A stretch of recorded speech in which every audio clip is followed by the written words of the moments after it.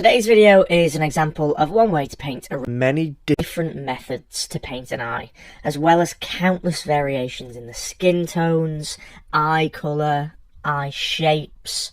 So don't take this as the only way to paint an eye in acrylics. Just use some of these techniques to help you develop your own process. Colours that I will be using are black, burnt umber, raw sienna, yellow ochre, buff titanium, cadmium red, cadmium blue, white, and a sort of turquoisey green colour that I use for the iris later in the video. I started by mixing a basic skin tone using yellow, white, brown, red, and a little bit of blue. I use water to thin the paint because I'm using acrylics. With oils you'd have to use a medium. The thin paint is used for my underpainting. Because it's so diluted, it acts like watercolours and dries very quickly, ready for later layers. To be absolutely perfect, but it does help to try and get most of your proportions correct at this stage. It just makes it easier for later stages of the painting. If you watched my last video, you'll have seen how much of a pain it is to try and change sections of your painting, but you should have also learned why it's important to correct your mistakes at any stage of the painting, not just at the beginning. This underpainting just allowed me to establish the basic forms and values of my eye. There's a little bit more pink in the corners of the eye, so more red needs to be added in those sections, and that happens later on in the underpainting process. And you'll see how the lightest colour can be found underneath the sclera. I think that's the whites of the eyes. I'm a biology teacher, so I probably should know that. Yeah, no, it's definitely the sclera. The sclera is the whites of the eye. That's embarrassing. In fact, while I'm talking about that, a common mistake that I see in a lot of beginners' paintings when they're doing portraits or painting eyes is just leaving that sclera pure solid white, which is fantastic if you're painting a cartoon, but not so much for realism. In real life, eyes are 3D, they have shape, they have form, they're round, and you have to portray that roundness using light and shadow. The simple way to do that is just with greys, which is what I've done at this stage in my painting.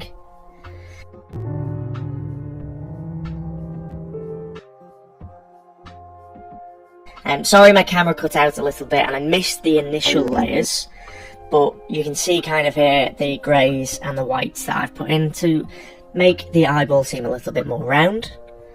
And for more advanced paintings though, if you actually really look at your reference, there's not just blacks and whites and greys there. You should see all sorts of colours in the whites of the eyes. There'll be reds, so the vasculation, so the veins in the arteries. There'll be yellows, blues, greens, you name it. The colours you see will depend on the lighting and the eye itself.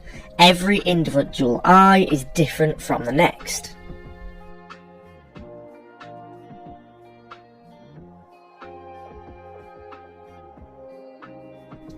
Next, I mix up some burnt sienna and some black to paint in the deeper fold between the upper eyelid and the upper part of the socket. The lighting on my eye is coming from the left, so the right hand side of this line will be slightly darker than the left hand side. I then just use this same colour and a sort of 1/2 inch, I think, flat brush to glaze some shadows onto the eye using very thin, watered down layers of paint. Not too thin, because you still want those acrylic molecules to bind to the canvas, so don't water it down too much, but it does need to be watered down quite a lot. When painting with acrylics, glazing is your best friend.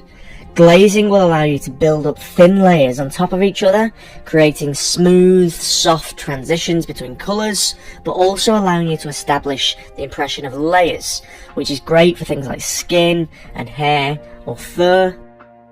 I use the glazing technique to lighten the sclera a little bit and add some shadows onto that sclera before moving on to the iris, which is the coloured part of the eye.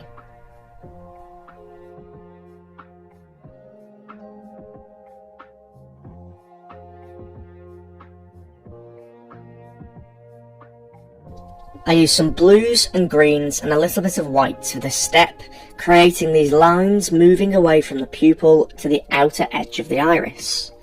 There's still more to do on the iris, but it does have to dry before we can start glazing more colours and detail. So while I wait for it to dry, I move on to the upper parts of the eye, starting with the upper eyelid. Principles still apply, so if you haven't already seen that and you're not sure what glazing is, I'll just pop a link to that in the description below and a card up at the top so that you can check it out. It'll be useful for whatever painting you're doing in acrylics.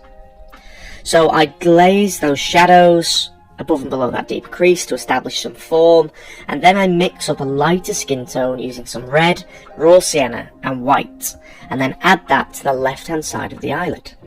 I add more white and add some highlighted creases to the lit up part of the eyelid, the bit that's going to be in the light.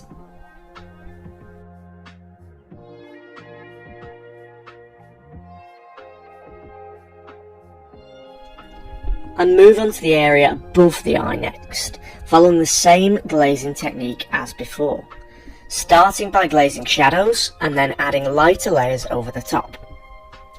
I find this technique brilliant for painting skin, as it gives it a translucent appearance, which if you've ever shined a light through the tips of your fingers, you'll know that skin is slightly translucent in real life, as some of that light can actually pass through it and give it that sort of reddish glow.